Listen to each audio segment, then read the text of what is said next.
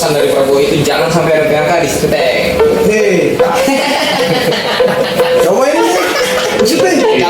Nah, mulai terjadi perselisihan, mulai pas dikeluarkannya surat edaran direksi tanggal 7 November. Sebenarnya kan simpel Bung Andi. Citiling cukup buktikan bahwa Citiling itu BUMN, kita berarti bersalah. Ya. Atau Citiling cukup buktikan bahwa surat edaran ini bisa berlaku mundur.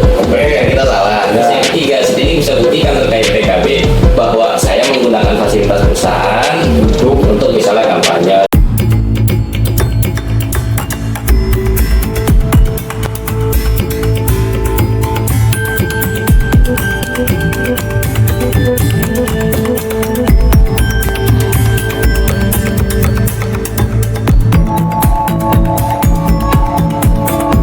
Salam solidaritas, salam persatuan. Hari ini kita kedatangan tamu nih, atau kita jangan jadi tamu. Oke, kembali lagi di Pustaka Buruh. Kita akan ngobrol lagi dengan berbagai masalah yang ada di perburuhan. Dan hari ini kita sudah kedatangan kawan dari masing-masing organisasi. Kita perkenalkan dulu lah. Siapa nih? Nama saya Rocky Sirpendi, saya dari Federasi Serikat Pekerja Bandara Indonesia. Ya, Bung Andi, saya Christian dari Serikat Pekerja Asosiasi Dewi Inklusi Tiling, afiliasi dengan Federasi Serikat Pekerja Bandara Indonesia. Wah, keren banget namanya. Panjang saya gak lupa. Oke. Tentunya kan kawan-kawan datang sini ada yang ingin disampaikan lah ya, ada yang perlu disampaikan gitu.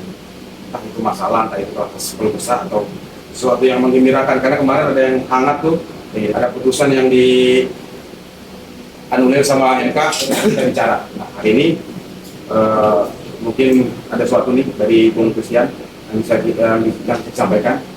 Kira-kira apa nih yang terjadi? Ya, judulnya sih sebenarnya ini ya, berpolitik diakhiri dengan PHK. Juga ya, berpolitik tapi di PHK gitu. Di PHK. Mana? Ya, jadi awalnya kebetulan saya salah satu pramugara di Citiling. Oke. Nah, saat itu keaktifan saya di 2021 itu tertarik untuk akhirnya terjun di dunia politik, dalam hal ini Partai Buruh. Jadi pada saat saya aktif-aktifnya di Serikat Pekerja, kemudian Partai Buruh lahir. Nah, saya terlibat banyak dari 2021, 2023 sampai hari ini lah ya. Itu di Partai Buruh? Di Partai Buruh. Nah, namun memang keterlibatan saya itu secara personal, jadi bukan atas nama Serikat Pekerja atau federasi. Oke. Jadi bukan berangkat dari federasi langsung ke PP tapi personal. Oke. Dan kebetulan juga di Partai Buruhnya dipercaya jabatan sebagai sekretaris Expo Kota Tangsel.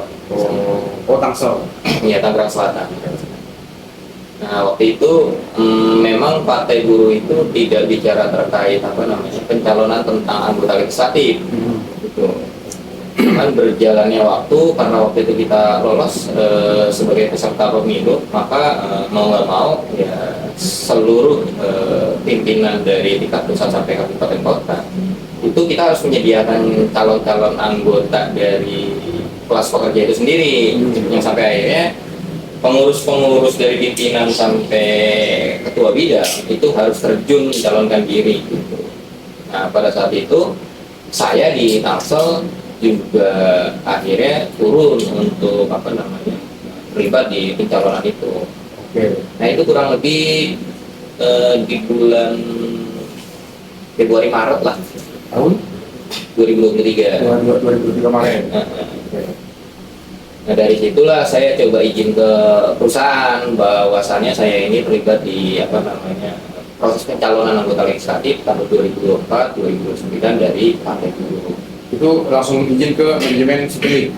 Izin langsung manajemen. Nah, pada saat saya izin itu sebenarnya agendanya waktu itu kita sedang ngurusin uang makan anggota.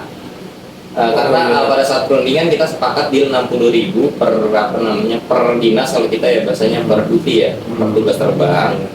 Cuman pada saat PKB disahkan, kami dengar itu draft yang disepakati oleh Serikat Pekerja dan pengusaha itu berubah menjadi 50, dan kami sebagai pengurus nggak tahu. Nah, karena kami nggak mau nanti ternyata finalnya itu jadi 50, kami datang tuh waktu itu sekitar bulan Maret, kami bilang sama waktu itu ada vice presiden dari apa namanya HRD-nya, kami bilang ini kami dengar draft ini menjadi 50.000, ini draftnya siapa gitu, Tanpa perundingan. tanpa perundingan. Dan itu belum dibahas mengenai PHK. Belum. Nah waktu itu kami bilang ini draft kesepakatan kita itu kan 60.000 di perundingan. Nah setelah diskusi terkait itu karena di lantai 2 di ruangannya HRD, saya langsung turun ke bawah ke lantai 1 untuk menginformasikan terkait pencalonan saya. Oh, Jadi iya. ke jajaran manajemennya awak kabin khusus lah gitu. Oke. Saya sampaikan ke atasan langsung. Saya bilang waktu itu saya mau minta apa namanya izin terkait saya mencalonkan diri sebagai anggota legislatif. Dan diizinkan. Dan diizinkan, diketahui oleh, kalau di kita kan bahasanya itu atasan langsung deputy chief ya, Iya, iya. sekelas manajer lah gitu. Bahkan di atas deputy chief ada yang namanya chief, kalau di kami itu ya sekelas senior manager kali ya. Itu pun tahu. Tahu, karena Iya. pada saat saya menyampaikan itu kan memang di apa namanya kerja mejanya mereka tuh. Jadi ada beberapa deputy yang memang tahu. Artinya kan, ya kalau dari tingkatan manajemen otomatis yang kepalanya udah tahu lah kira gitu ya. Harusnya tahu. Nah itu belum ada tuh mengenai apa aturan segala macam ataupun apa istilahnya peraturan perusahaan atau di PKB gitu bukan? Waktu itu terkait pencalonan itu apa namanya tidak ada, karena kami 2023 itu sudah menggunakan PKB. Di PKB itu terkait pencalonan kami dibolehkan. Nah, Nah, namun memang nggak ada aturan yang diatur lain selain PKB yang melarang misalkan kita mencalonkan diri sebagai anggota legislatif, nggak ada. ada Itu jadi ada setelah tanggal 7 November nanti. 7 November. 7 November. Ya, dia setelah diizinkan baru ada surat. Betul. Nah, pada saat saya info di bulan Maret, itu kan media sosial saya terbuka. Bahkan proses dari pencalonan itu kan biasanya diawali sebagai bakal calon. Nah, setelah lulus dari bakal calon, maka prosesnya itu biasanya KPU akan nge-share link tanggapan masyarakat. Oh. Nah, link tanggapan masyarakat itu biasanya perusahaan itu boleh komen, atau misalnya bos-bos atau individu atau kelompok organisasi boleh komen bahwasannya misalnya si bakal calon ini sebenarnya bermasalah loh, nggak boleh dirilis sama KPU, apapun lah boleh dikomen. Oh, tapi pada saat itu tidak ada komen sama sekali. Nggak ada komen dari Garuda Group, misalkan saja misalnya perusahaannya Citylink lah ya, atau misalnya dari grup-grup Garuda itu nggak ada komen terkait bahwa ada loh di karyawan lo yang mencalonkan, harusnya kan mereka komen gitu. Oh iya, iya, iya. Nggak ada di link. Harus ada responnya gitu. Iya. Tapi sepanjang itu tidak ada respon dan memperbolehkan karena memang tidak ada aturan di PKB.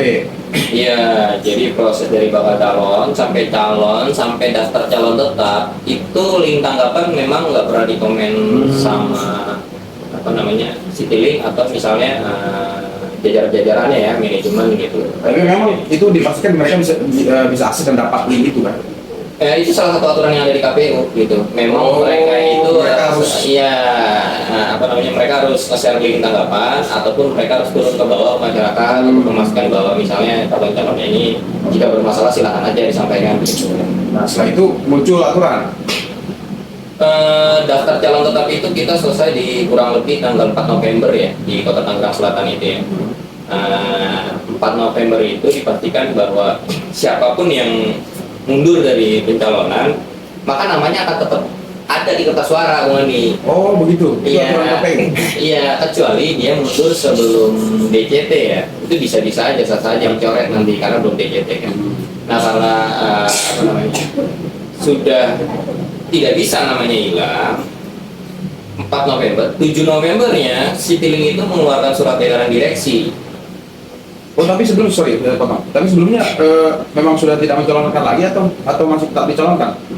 Dicalonkan tetap, Oh, tetap. Karena di situ belum ada keributan, Oh. belum ada perselisihan lah antara saya dengan manajemen lah. Oke. Nah, mulai terjadi perselisihan, mulai pas dikeluarkannya surat edaran direksi tanggal 7 November.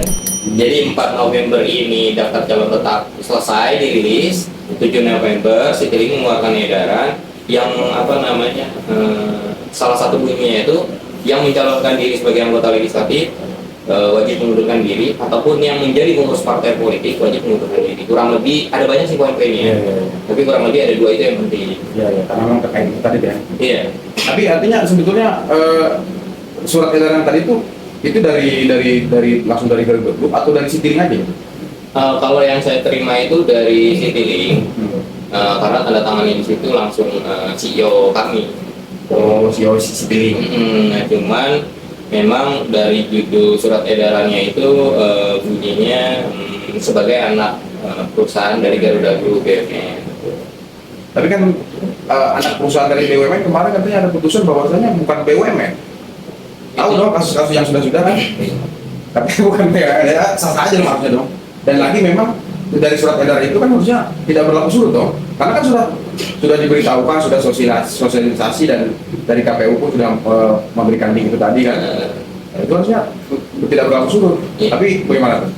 Nah, sebelumnya memang sebelum saya diskusi dengan perusahaan, pihak KPU juga sudah diskusi dengan saya pada saat kita kan diverifikasi ya terkait pekerjaannya. Kawan-kawan di KPU itu nanya, dia bilang bukannya lu kerja di Citylink ya, ini terkait status Citylink BUMN, ya kita bisa cek bareng-bareng bahwasanya Citylink ini memang bukan BUMN. Gitu. Kalaupun Citylink BUMN, pada saat saya kasih informasi, pasti ada tindakan preventif ya, tindakan awal lah. Kita nih BUMN jangan terlibat di apa namanya politik dan lain-lain lah. Gitu. Nah itu kan nggak ada. Nah pada saat surat edaran itu keluar di tanggal 7 November, memang jam 6 sorenya saya langsung menghubungi atasan langsung di Deputi Chief itu yang tadi saya bilang. Saya bilang ini ada surat edaran keluar dan bunyinya ini berdampak sama saya. Karena siapapun yang mencalonkan ataupun menjadi pengurus, ini kan bunyinya wajib keluar. Ini bagaimana? Nah saat itu saya sempat kecewa dengan atasan langsung karena bahasa atasan langsung ini di telepon dia bilang, oh saya pikir Mas Christian ini bercanda nyalon gitu kan. Saya pikir cuman apa namanya kan nggak ada pemberitahuan resmi tertulis lah gitu maksudnya. Saya hanya yang ngomong biasa gini aja menyampaikan. Oh, gitu. memang tidak ada apa namanya sesuatu yang disodorkan gitu ya? Iya gitu. Nah sempat kecewa ya saya bilang selanjutnya bagaimana, atasan langsung bilang ya nanti kita ngikutin apa namanya arahan dari manajemen. Ya udah saya tunggu itu 7 November tanggal 4 Desember baru saya dipanggil ke kantor. Itu untuk diproses. Informasinya sih terkait klarifikasi pencalonan sebagai anggota legislatif dari Partai Buruh Kota Tangerang Selatan. Nah, waktu itu saya dipanggil langsung sama senior manager, chief ya maksudnya. Jadi ada chief, ada deputy chief, ada saya. Ya di sana tuh saya cuma dimintain apa namanya keterangan lah, karena bahasanya dia bilang gini, Mas tahu kan udah baca kan surat edaran? Saya bilang iya Bu, saya sudah baca, justru itu yang saya mau tanya. Itu surat edaran ini kan Bu keluarnya 7 November ya Bu ya, sementara daftar calon tetap itu sudah dari 4 November. Sudah beberapa bulan yang lalu. Ini kan jadi nggak fair gitu kalau memang apa namanya surat edaran itu keluar lebih awal kan maka ada pilihan untuk karyawan. Iya betul. Nah ini kan kayak saya sudah kasih informasi last minute keluar surat edaran ini kayak dijebak gitu. Iya. Nah tapi diskusinya cukup panjang dan panas dan sampai akhirnya di atasan saya cuman ya kamu harus sadar diri gitu. Ini kita bekerja di bawah Garuda Group, mau tidak mau kita harus taat lah kepada induk gitu. Kayak terakhir saya dikasih surat pernyataan untuk tanda tangan terkait resign, cuma saya menolak waktu itu. Iyalah. Menolak ya diskusinya waktu itu ya langsung keluar gitu aja lah, maksudnya nggak selesai lah Tanpa ada apapun. pada apapun karena saya nolak tanda tangan. Harus banget ya. Harusnya kan gimana ya? Ya memang kalau kita lihat sementara nih ya kalau dari keterangannya Presiden kan kayak sepihak gitu. Memang mungkin mereka juga memikirkannya bahwasanya dari awal itu tidak ada yang disodorkan atau formulir atau apa gitu. Mungkin juga mereka ini analisa saya. Cuman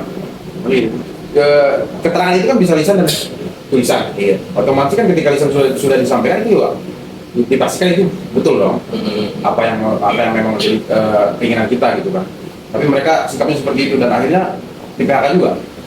Ya ceritanya banyak lah sampai di PHK gitu. Tapi maksudnya saya pada saat saya menginformasikan, terus media sosial saya terbuka dan saya posting juga tentang apa namanya kegiatan saya di partai politik. Seharusnya kan maksudnya ini kalau saya dipanggil disuruh resign, maka atasan saya juga harusnya resign juga semua karena mereka harus mengetahui loh. bertanggung jawab harusnya kan gitu ya, bertanggung jawab terhadap apa namanya PHK saya gitu. Mau mereka. Iya, makanya yang jadi saya curiga kan gini, oh mereka cari aman semuanya sehingga bikin statement bahwa saya nggak tahu kalau bisa nyalek, saya nggak tahu kalau bisa nyalek gitu kan. Padahal real gitu. Nah waktu itu saya sampai debat, bahkan sampai sekarang buktinya saya nggak pernah sebar kemana-mana karena memang itu saya jaga banget. Mereka selalu bilang, oh saya nggak tahu, padahal saya ada buktinya gitu. Ada bukti WA segala macam. Bukan rekaman. Oh, rekaman. Jadi pada saat 4 Desember itu saya dipanggil, saya memang merekam gitu. Dan di situ ada statement bahwa dia mengakui bahwa bahwa dia tahu ada misalnya anak buahnya yang mencalonkan, tapi dia pikir bercanda. Tapi kan setidaknya dia mengetahui gitu. Nah itu sampai saya simpan gitu. Nah proses sampai gimana saya terima surat PHK itu, setelah 4 Desember itu, 5 Desember saya dipanggil lagi untuk klarifikasi berita acara pendapat. Nah itu yang cukup lama tuh. Tapi itu belum bipartit tuh? Atau sudah ada apa? Kalau misalnya kita kalau di bipartit kan otomatis kan ada pendapat dari sebelum dan kemudian kesimpulan gitu. Belum. Jadi waktu itu masih apa ya, berusaha menggunakan kekuatannya lah untuk tidak melibatkan serikat pekerja. Oh, artinya masih personal kan? Personal. Oke. Akhirnya waktu itu kita dimintain berita acara pendapat yang di antara pertanyaannya itu ada apakah saya menjadi pengurus partai politik, terus sama keterlibatan saya di partai buruh gitu. Nah selesai dari apa namanya, permintaan berita acara itu tanggal itu 5 Desember ya, tanggal 11 nya saya dipanggil lagi. Cuman waktu itu kan agenda saya kebetulan masih tertulis cuti ya, walaupun sebagian nggak terbang gitu ya. Tapi pas agenda cuti saya minta izin, saya nggak bisa, pemanggilan keduanya digantikan tanggal 18 dan 19. Nah saya hadir di situ. Dan dari 5 Desember itu mulai tuh saya nggak boleh ke kantor, jadwal udah diblok ya kan. ID saya yang baru yang Januari itu harusnya kan dibagikan, didistribusikan di bulan Desember itu saya minta nggak dikasih. Saya minta chat dengan alasan masih dalam tahap investigasi. Terus sampai tanggal 18-19 Januari juga saya masih diklarifikasi. Pokoknya dari awal sampai Januari itu pemanggilan saya by email dengan judul agendanya itu adalah klarifikasi pencalonan anggota legislatif 2024-2029 dari Partai Buruh Kota Tangerang Selatan. Semuanya tuh dari awal. Jadi saya menangkapnya ini permasalahan saya, karena mencalonkan diri sebagai anggota legislatif. Gitu. Karena judulnya itu ya. Nah, setelah 18-19 Januari, saya sempat ditelepon lah oleh forum dari serikat pekerja kami lah. Dia bilang ada yang mau ngobrol sama lu katanya. Nah, awalnya saya nggak tahu orangnya siapa. Ternyata dapat bocoran itu vice presiden yang baru, vice presiden HRD yang baru. Oh, dia baru menjabat tuh. Baru. Berarti dia belum buka tahu kasusnya dari awal dong. Sebenarnya kalau bicara dari awal atau enggak, semuanya nggak ada yang tahu kasus dari awal, karena akhirnya ada berita acara itulah orang semua pada baca kan, dari yang berita acara 5 Desember gitu. Saya kaget, vice presiden telepon WA saya gitu, tumben banget kan. Dia bilang presiden vice presiden wakil. Dia bilang katanya, bro, gua mau ngobrol sama lu tapi jangan di kantor katanya. Oh iya Pak, terserah mau di mana? Enaknya di mana ya bro ya, di Bintaro kali ya gitu. Oh iya udah Pak, tentuin aja tempatnya, jamnya berapa nanti saya hadir. Waktu itu agendanya nggak tahu ngapain, karena memang dia minta ketemu di luar aja. Nah harusnya saya didampingin sama ketua waktu itu tanggal 22 Januari. Cuman ketua waktu itu lagi terbang, nggak bisa. Dia bilang udah lu datang sendiri aja, nanti ceritain obrolannya apa. Pas kita datang, waktu itu kita bertiga, dia bawa teman, katanya sih di Laut Citilink juga, cuma saya nggak cari tahu identitasnya. Oh, dia bawa teman. Nah akhirnya kita dipisahin lah sama temennya, jadi kita ngobrol berdua, saya sama vice presidennya, temennya ditinggal, kita ngobrol. Kurang lebih percakapannya begini, dia bilang, gue bisa bantu lu dari PHK, tapi lu kalem dulu di serikat. Nanti gue bantu lu dapat jabatan di jajaran HRD ya kan, bahkan sampai di state manager, pengen manager gitu ya kan. Terima kasih. Enggak, akhirnya Iya gede ya? Gaji gede ya? terus bilang udah lu kalau aja, gue jamin lu nggak di PHK, tapi lu ikutin gue lah ini. Kalau terkait ini Pak, mungkin nanti kita diskusi ulang, setidaknya ketua umum harus tahu lah. Ya udah nanti kita agendain ulang lah. Nah, agenda berikutnya saya lupa tanggal sama harinya, tapi di antara 22 Januari sampai 26 Maret. Di antara itu kita ada pertemuan lagi di restoran. Gitu. Berarti nggak cuma sekali dong. Enggak, 3 kali sampai tanggal 26, sampai tanggal 27. Nah, yang ketiganya? Yang keduanya dulu nih, sebenarnya lebih seru nih yang kedua. Nah, ceritanya apa? Tapi kita nggak ada kopi ya. Iya. Belum ada sponsor yang masuk. Oke. Jadi yang kedua itu saya ditelepon sama Vice Presiden, dia bilang bisa nggak kita agendakan bareng dengan Mas Andi. Kebetulan ketua umum saya namanya Andi. Bukan saya tapi ya. Bukan. Karena saya nggak tahu. Telepon tuh, saya kebetulan kalau ngobrol sama Atta tuh memang, apa mau ketemu nih, kan Vice Presidennya namanya Atta. Oh iya. Bilang, Atta mau ketemu nih gitu. Gimana? Nggak tahu, kita nunggu lokasi aja, standby lah kita berdua gitu. Bro di Pangking Bandara ya, kayak gitu. Oh yaudah, kita datang udah nggak ngobrol. Datang ngobrol biasa lah kan. Nah kurang lebih percakapannya dia bilang gini, bro gue bisa bantu Christian, tapi gue minta dia jangan terlibat dulu di organisasi. Nah kita waktu itu nggak paham lah terkait jangan terlibat dulu di organisasi. Intinya ya lu gua nggak PHK, lu jangan terlibat, lu aman gitu kan. Akhirnya ketua umum dia bilang katanya ya udah nanti kita diskusi dulu lah dengan Christian apa enaknya gimana. Karena ini kan nggak bisa kayak gitu sih. Tapi dia nggak menjabarkan nggak terlibat dulu, maksudnya nggak terlibat di serikat atau nggak boleh masuk dalam pengurusan atau nggak boleh jadi anggota sekalipun langsung keluar gitu gimana? Ya, yang kita tangkap sih dia bilang gini, jangan terlibat dulu di organisasi dan jangan terlibat di serikat pekerja. Oh, disuruh keluar dong? Nah, kita kan menangkapnya seperti itu. Oh, iya.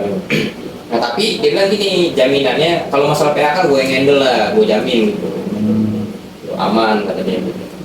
Selesai dari diskusi itu kita ngobrol bareng sama ketua umum, kita bilang tuh gimana menurut itu. Ya waktu itu ketua umum dia bilang ya kalau menurut gue ambil aja lah, daripada juga nanti lu PHK dan lain-lain. Gue juga kan bukan moral ke lu katanya gitu. Kalau memang lu harus ke kantor dan ninggalin serikat, gue siap. Jadi bukan terkait kemanusiaan ya? Iya. Nah soal pribadi. jadi kita bilang penawaran itu kan bukan ke gua tuh, tapi kan ketika berdua. Gimana kalau kita dibilang gue yang masuk manajemen, gue yang urus serikat. Terus ketemu waktu itu bilang gini, janganlah nama gua 7 turunan jelek di organisasi nanti. Ya sama, apa bedanya kalau gue yang ambil kan gitu. Karena penawaran itu sebenarnya nggak apa namanya. Ya kita nangkepnya ya bisa ketua, bisa saya waktu itu gitu kan. Ya walaupun itu pernyataannya ya buat saya juga waktu itu. Iya. Nah terakhir lah sampai tanggal 26 kita dipanggil ke kantor. Agendanya coaching. Kalau di kami itu biasanya kalau kita dipanggil coaching itu biasanya deputi itu pengen tahu keadaan di lapangan. Maksudnya baik-baik aja kan, ada kendala apa. Biasa diskusi lah sama anak buah gitu. Kalau di kita tuh ada namanya KS parkir lah gitu kan. Iya betul. Nah kita juga ada sih guys di Papi. Sama lah kurang lebih gitu. Menyampaikan kondisi-kondisi apa yang harus diperbaiki dan lain-lain. Terus wih agenda coaching. Waktu itu kami sama kawan-kawan pengurus mikirnya, wih nggak jadi di PHK nih, damai nih. Karena kita mikirnya kalaupun PHK pasti pemanggilan emailnya itu tentang klarifikasi lagi nih pasti, atau tentang hal yang lain gitu.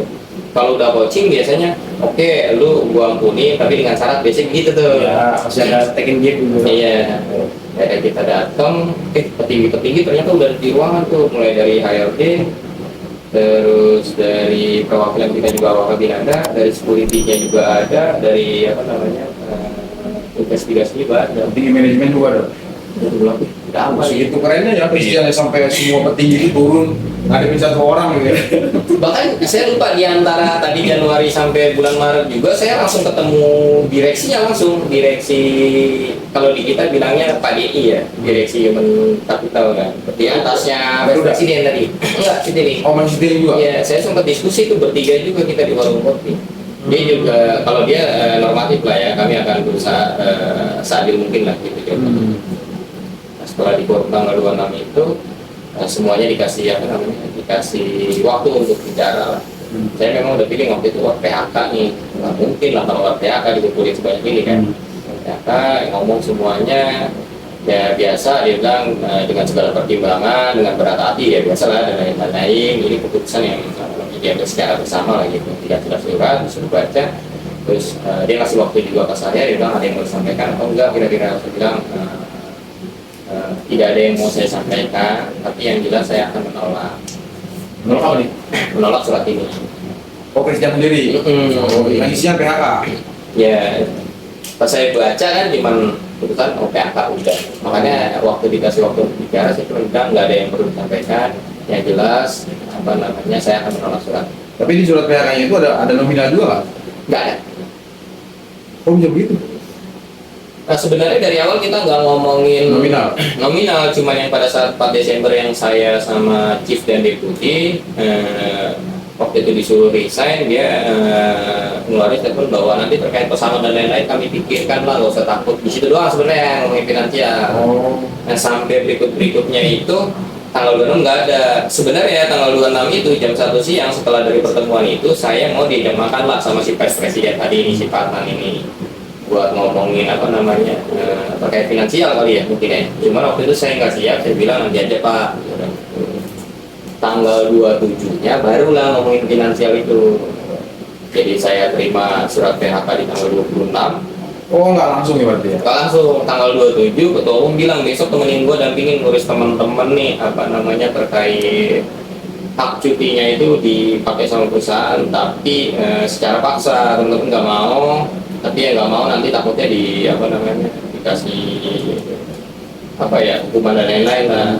Pasti bukan ngomongin masalah Christian. Bukan sebenarnya. Jadi kita datang ke kantor, biasa memang kalau agenda kita ke kantor tuh ketum suka minta dampingin saya lah ke kantor gitu. Untuk diskusi dengan manajemen lah.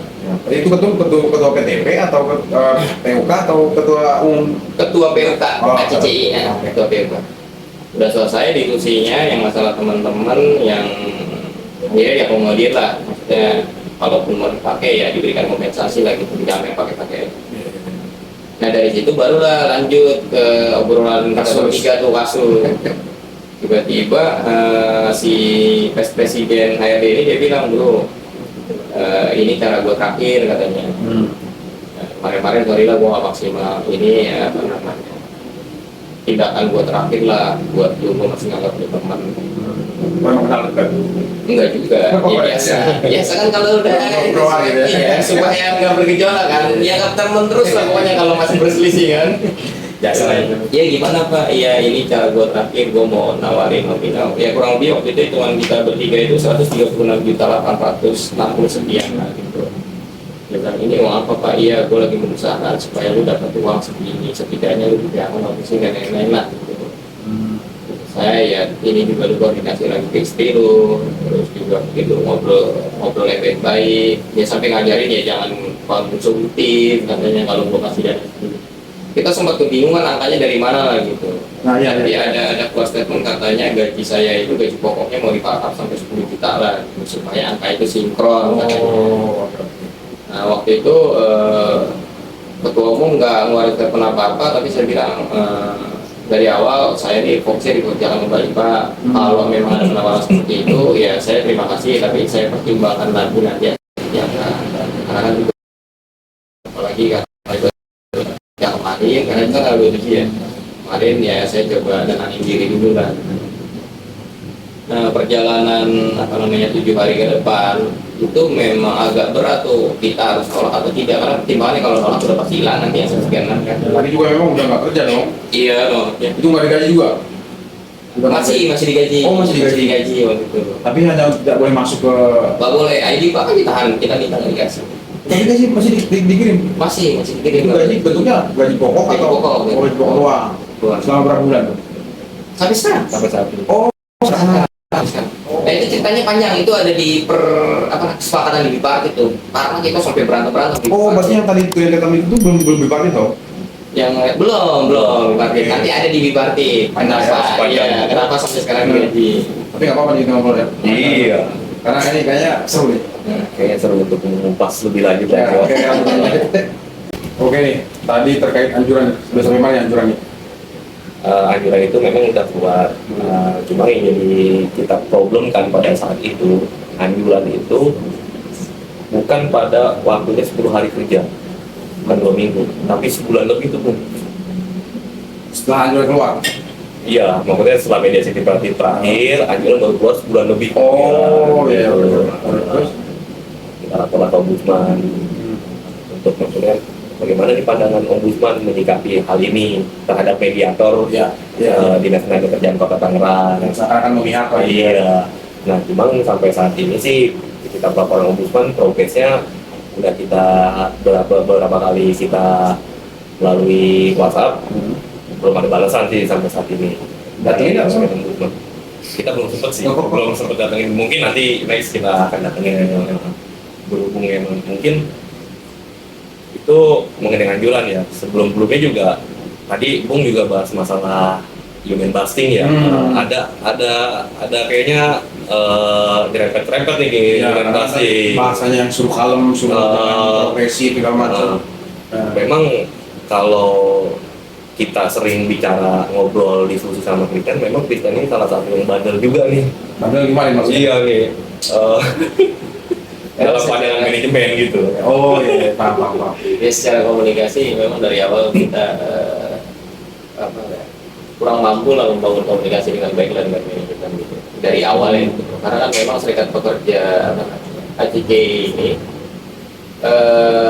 gerakannya itu mulai terbangun itu pada saat presiden dari awal kabin itu baru pindah dari Garuda. Oh, Jadi kita lagi menggebu-gebunya, terus pimpinan tertinggi kita itu ganti kan baru. Dan pertama kali komunikasi yang dibangun itu waktu itu kita ingat banget dipanggil sampai ke kantor karena ada notulen yang kesebar gitu. Nah kan kita ada, kalau kami di sini ada 3 serikat lah ya, serikat pilot, serikat awak kabin, sama serikat pekerja darat. Ya walaupun itu PKB-nya dalam satu detail sama ya. Waktu itu kita sempat ada diskusi tentang tentang Citylink mau di merger ke Garuda lah gitu. Nah terus juga sempat ada diskusi bahwa kebijakan Citylink nantinya mengikuti Garuda dan lain-lain lah, ada banyak itu. Nah ada satu narasi yang itu kesebar kemana-mana, bahasanya itu kurang lebih bahwa Garuda akan diperkecil, Citylink akan diperbesar. Nah itu sempat menimbulkan gejolak di antara Serikat Pekerja Garuda dan Citylink lah, gitu. Nah itulah yang akhirnya rame, dan kebetulan narasi yang kesebar itu dianggap keluar pertama kali dari Serikat Pekerja Kabin Citylink. Nah, itu sehingga kami itu pengurus-pengurus ditelepon-teleponin untuk klarifikasi lah. Bahkan kami sempat ada somasi dari direktur operasinya Garuda, dikasih waktu kalau nggak salah itu 3 hari ya, 3 kali 24 jam lah gitu. Nah itu bisa sampai ke media atau cukup di lingkungan Citylink aja? Sampai ke media, ada dulu waktu itu nama medianya Digembok ya kalau nggak salah. Digembok ini yang pernah ngebongkar kasus-kasusnya Garuda. Medianya namanya Digembok gitu. Nah surat kami itu notulennya di-upload di Gembok. Setelah ditelusuri katanya ini keluar dari serikat pekerjanya awak kabin Citylink gitu. Makanya kami waktu itu dimintai klarifikasi. Nah pertama kali lah komunikasi pimpinan yang baru itu terhadap serikat kami itu diawali dengan kasus itu. Jadi dia baru ngejabat ada kasus itu. Jadi memang komunikasi awalnya itu memang muncullah Christian dengan gayanya yang khas gitu ya, lalu kemudian jadi manajemen menganggapnya jadi bandel gitu, nggak nurut. Nah, dari Nurut nggak sih? ya, sebenarnya nurut aja, kan yang penting normatif dijalankan. Ya, betul. Tapi kalau normatif nggak dijalankan kan agak puyeng juga kita ya. Kalau kita di dinas masa kita diam ya? Nah, diawali dari komunikasi itu, kemudian kita mengusahakan PKB terjadi di Citylink, terus kita juga ada diskusi di perundingan yang sampai dengan orang yang sama ya, itu sampai nangis di perundingan, terus kemudian di stop perundingannya gitu. Itu memang banyak inilah komunikasi yang akhirnya nggak nyambung gitu. Terus kemudian juga pada saat kita mau bikin strategi tentang perundingan itu, saya tuh sempat didatengin sama salah satu pihak manajemen lah. Jadi kami lagi diskusi di satu kontrakan pengurus juga. Itu kurang lebih tahun 2022 kalau nggak salah. 2022 kami lagi diskusi, terus kebetulan kami waktu itu mengundang anggota yang niatnya anggota itu kita mau masukin tim perunding, karena kami punya konsep kalau bisa tim perunding jangan dari POK aja, libatin anggota lah beberapa gitu. Nah kita lagi ngobrol bertiga, waktu itu saya, sekjen sama salah satu anggota, kita diskusi kita mau bentuk tim perunding. Datanglah salah satu pihak manajemen gitu. lu ngapain bikin apa namanya perundingan PKB, lu apa namanya Itu manajemen. manajemen, ini perwakilan manajemen. Resikonya tahu kan di PHK dan lain-lain. Itu pihak manajemen menyampaikan ke kita gitu ya. Tapi waktu itu kita sepakat buat kita akan jalan terus gitu apapun resikonya. Tapi ada sempat ancaman segala macam. Itu yang kan statement yang keluar dari dia tuh dia bilang lu jangan ganggu dapur orang karena resikonya PHK. Itu statementnya sebenarnya begitu. Tapi yang kasar-kasar nggak ada. Ada. Nah sampailah akhirnya terjadi juga perundingan. Terus di perundingan pun yang pada saat sampai nangis itu kan malamnya tuh jam 1 saya juga sempat apa namanya disamperin lah sama salah satu pihak manajemen juga. Padahal kan tim berunding banyak gitu ya. Nah selesai perundingan tuh kita sempat ngerokok di kolam waktu itu kita di hotel Alof ya kalau nggak salah namanya yang di Cilandak itu. Lagi di kolam renang, manajemen bilang kalau lu nggak apa namanya ngikutin alurnya dari Bu Elis itu vice presidennya awak kabin yang kita komunikasi awal udah nggak bagus. Kalau lu nggak mau ngikutin apa maunya Bu Elis, maka kemungkinan besar pasal-pasal lu akan deadlock. Nah waktu itu pilihan kami cuma mengikuti, belum tentu juga di pasalnya, atau kita tetap frontal, ya resikonya sama. Nah kan ini apa namanya, jadi kesepakatan bersama. Karena udah hari kedua, karena waktu itu agenda kita 7 hari lah berhenti. Nah, ya udah kita coba ya hari ketiga sama hari keempat kita kalau ngikutin manajemen bener nggak nih? Kan nanti kita tinggal lihat gambarannya. 2 hari pertama kita hancur-hancuran, belum ada yang deal. Oh, hari pertama itu langsung Udah fight gitu. hancuran ya. Terus hari ketiga keempat kita coba rubah strateginya, ya udah coba kita kalah, ya kan. Cuman kan jadi karena ini PKB pertama, dampaknya tuh takutnya jadi mengurangi semangat teman-teman tim berunding lah waktu itu. Tapi kan waktu itu ada badan pengawas kita juga, ya udah kita coba ikutin alurnya. Karena pandangan teman-teman, oh Christian kayaknya diancam nih. Oh yang tadinya Masih ada subjektif di situ. iya, karena yang tadinya semangat menggebu-gebu kok sekarang Christian bilang kasih 2 choice gitu. Gitu Iya. ya. Akhirnya ya saya juga sama teman-teman, iya gue lihat nih sama manajemen lagi dengan statement ya pilihannya begini. Sekarang kembali lagi ke teman-teman nih, kalau memang kita mau coba strategi ini 2 hari ke depan tapi dampaknya sama aja ya, nanti kan kita masih punya kesempatan tuh di hari ke-5, ke-6, ke-7 kan buat merubah strategi lagi gitu. Ya hasil setelah apa namanya teman-teman ngikutin cara kerjanya manajemen toh juga nggak diakomodir sepenuhnya gitu. Karena statementnya gini, udahlah lu kan tahu Bu Elis, katanya kalau lu nurut pasti Bu Elis juga akan mempertimbangkan gitu. Nah itu yang sebenarnya kami nggak terima gitu. Maksudnya ya kalau secara diskusi, secara argumen yang memang lebih masuk akal dari pekerjanya ya kenapa nggak diakomodir, kecuali memang nggak ada dasar-dasarnya dan kita asal minta aja kan. Iya. Gitu. Nah Tapi ini tuntutannya ada banyak kan yang misalkan upah segala macam, jam kerja, lembur dan lain-lain itu ada juga dimasukkan. kita ada, cuman waktu itu kita ada yang namanya apa namanya pasal prioritas kan yang memang yang krusial paling lah. kita butuhkan gitu Iya. saat ini ya kan. Pertama kan terkait usia pensiun awak kabin. Oh, Iya, waktu itu kita itu jadi salah satu pasal prioritas. Terus yang kedua terkait status apa namanya pegawaian awak kabinnya gitu. Artinya dari PKWT ke PKWTT ya Pak, kalau di kita lah ya. Iya.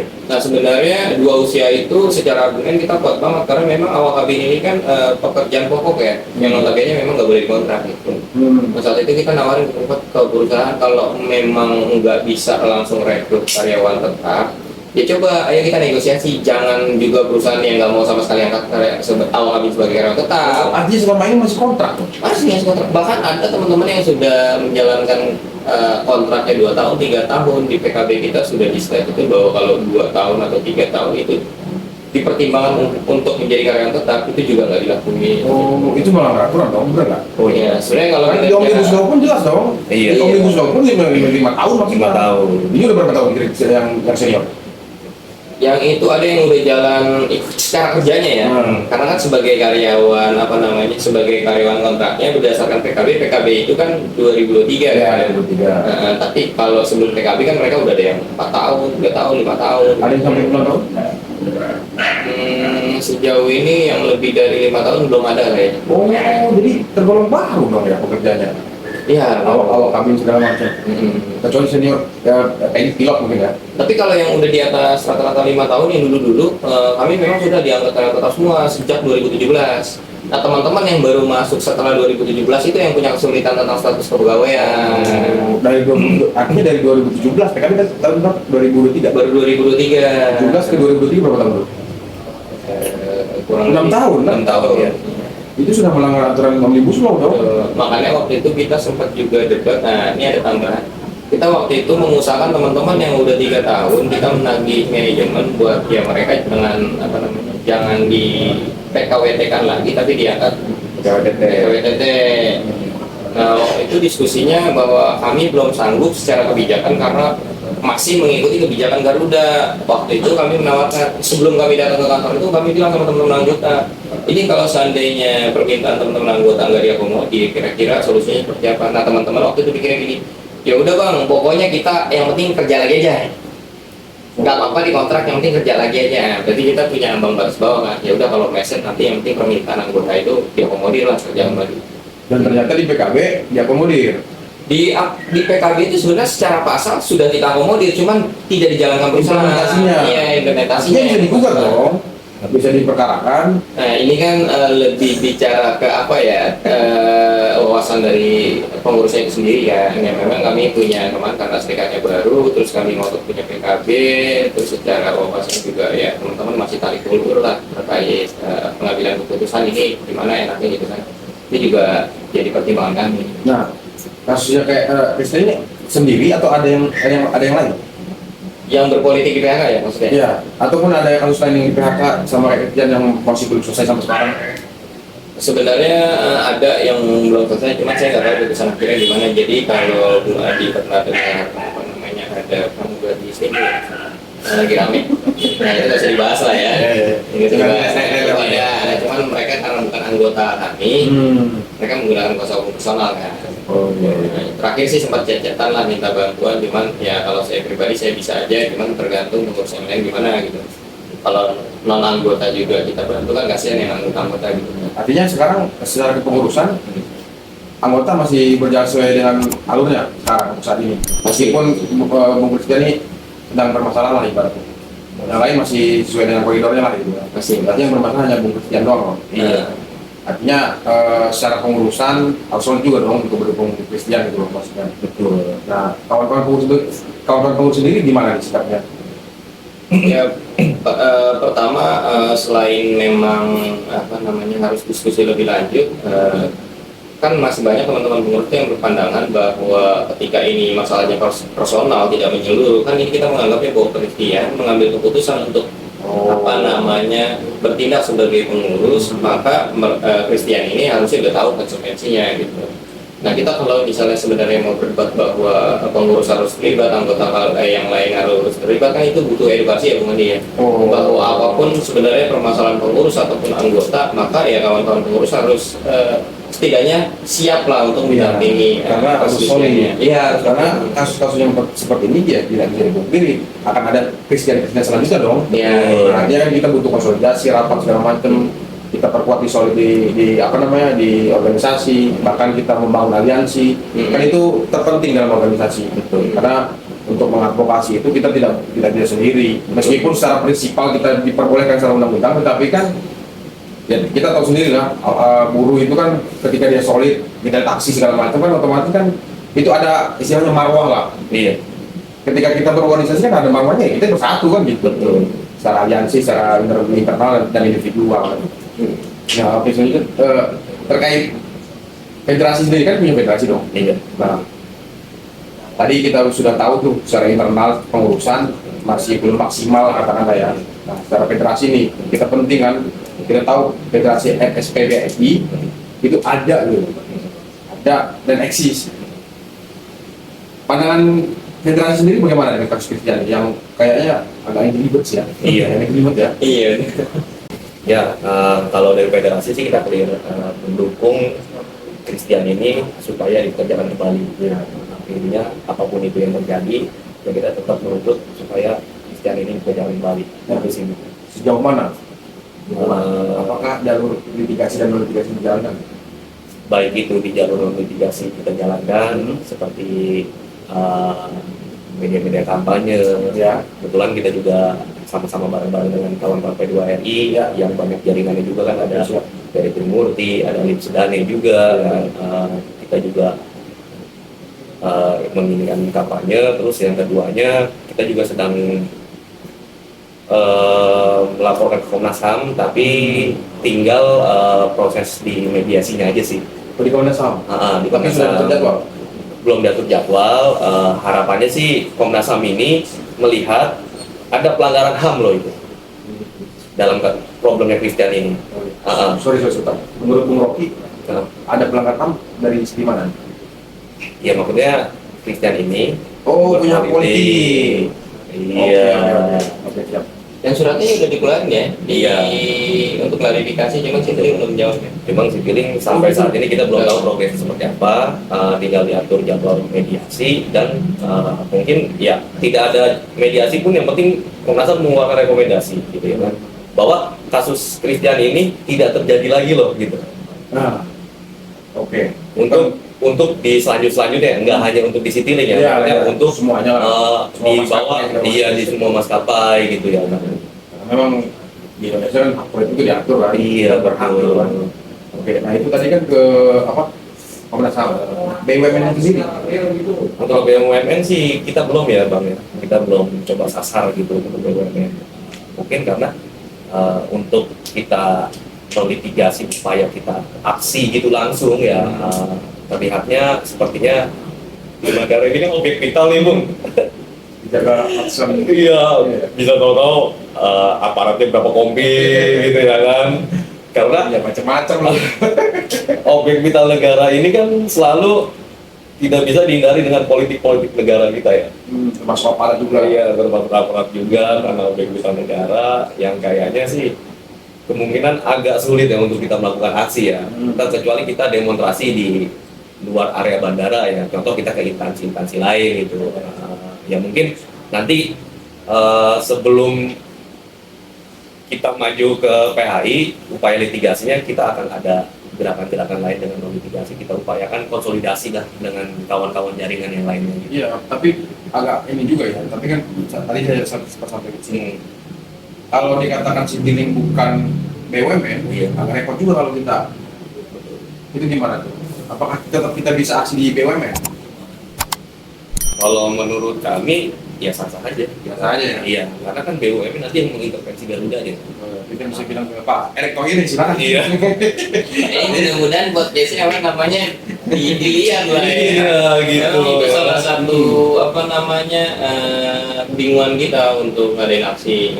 Iya. Makanya kita bilang kayaknya yang memungkinkan ini yang jaringannya nyambung kayaknya kan BUMN. BUMN doang ya. Tidak-tidaknya ya BUMN bisa apa namanya kasih ruang untuk kita mediasi Nah, dengan boleh tuh. lah. Pak Erick Thohir tolong nih. Karena kan apa namanya cara pandang orang di luar kalau nggak lihat kasus ini kan cuma Christian menjadi partai politik yang di PKB-nya memang dilarang, udah titik sampai di situ Iya, kan. betul. Nah kan perusahaan ini selalu menggaungkan bahwa ya Christian menjadi pengurus partai politik, di PKB nggak boleh. Padahal kan narasi di PKB-nya itu menjadi pengurus partai politik yang menggunakan fasilitas perusahaan.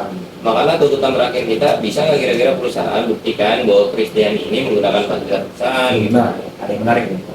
Ini kan tadi tidak boleh menggunakan fasilitas perusahaan. Kalau menggunakan fasilitas negara kemarin gimana? Bahkan kita sampai cari datanya, ada beberapa menteri yang nyalek juga kan ada. Iya. Bahkan ada yang nyalonin juga nyapres kan ada menteri. Nah setidaknya jangan sampai petinggi-petinggi di sana dikasih kebebasan ekspresi untuk berpolitik, kok karyawan-karyawannya nggak boleh. Maksudnya Pak Itu Erick siapa sih emang? Kembali dulu sama ya. Jadi harus didengerin sih sebenarnya. Nah, itu Gitu. iya. Otomatis kan masa iya pejabat aktif, ya kan, yang terlihat gitu loh ya kan, bisa menggunakan hak politiknya meskipun dia masih menjabat. Nah, kita apa sih kita ya kan? Iya. Nah, kita cuma di bawah yang katanya bukan BUMN juga. Masa nggak boleh? Ya, itu majelis negara Pak. Oke. Apa masih ada yang mau disampaikan atau? Ya kalau saya sih niatnya lucu juga ya. Bahkan ada yang pernah statement ya Chris ya, statement bahwa Citylink ini bagian dari BUMN. Nah itu saya juga berpikir seperti itu. Citylink ini bagian dari BUMN, sedangkan secara kita lihat track record dan ini anak perusahaan Garuda gitu ya. Ya, betul. Kalau disamakan dengan Garuda, sedangkan tingkat kesejahteraan aja beda dengan Garuda sebagai pekerja. Oh iya.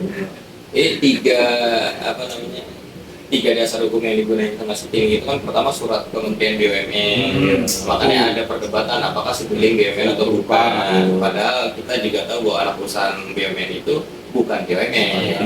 Kemarin. Ya. Terus yang kedua yang dipakai sama Citylink itu selalu surat edaran direksi. Kita selalu bilang bahwa surat direksi ini 7 November. Ya, Ini belum berlaku, harusnya buat yang ke depan ya. Terus yang terakhir itu PKB. Nah, yang digiring sama Citylink ini bahwa Christian menjadi pengurus partai politik. Padahal narasi di PKB-nya kan nggak seperti itu. Masanya harus kita ajarin sih begitu ya. Mereka kan orang pinter tuh. Bahkan terakhir gue kisah kemarin nanti. Jadi kan Noel kan baru jadi wamen ketenagakerjaan ya. Nah dia sempat kunjungan ke Skriptex kan, bahwa Prabowo itu udah, kalau nggak salah narasinya itu pesan dari Prabowo itu jangan sampai ada PHK di Skriptex. Coba ini maksudnya Kalau nggak salah kan gini ya. Nah, karena apa namanya berita tentang Skriptex lagi rame, gua kalau di IG itu namanya ngirim pesan tuh DM lah ya ke langsung ke IG-nya dia tuh. Jadi kita udah bikin narasi lewat Trimurti, media Trimurti yang udah clear banget lah gitu. Jadi tinggal banyak gua DM. Jadi setiap dia upload foto tentang kunjungan ke pekerja DM dan itu nggak dibalas gitu. baca juga enggak. Nah, makanya kita pengennya Kalau nih adminnya mana nih adminnya nih? Biar baca gitu maksudnya. Biar gitu. Ya kita kan jangan asal statement gitu kan, dan buktikan juga statement kita itu betul gitu loh. Ya statement begitu tadi kan, ternyata terus kemarin sekarang ada kasus, ada bukti, mau nggak diusut gitu loh kan? Betul. Dan sedangkan kita cuma masih mau dipekerjakan loh gitu kan? Iya. Sebenarnya kan simpel Bung Andi. Citylink cukup buktikan bahwa Citylink itu BUMN, kita berarti bersalah. Oke. Ya. Atau Citylink cukup buktikan bahwa surat edaran ini bisa berlaku mundur. Oke. Kita salah. Terus Ya. yang ketiga, Citylink bisa buktikan terkait PKB bahwa saya menggunakan fasilitas perusahaan Untuk untuk misalnya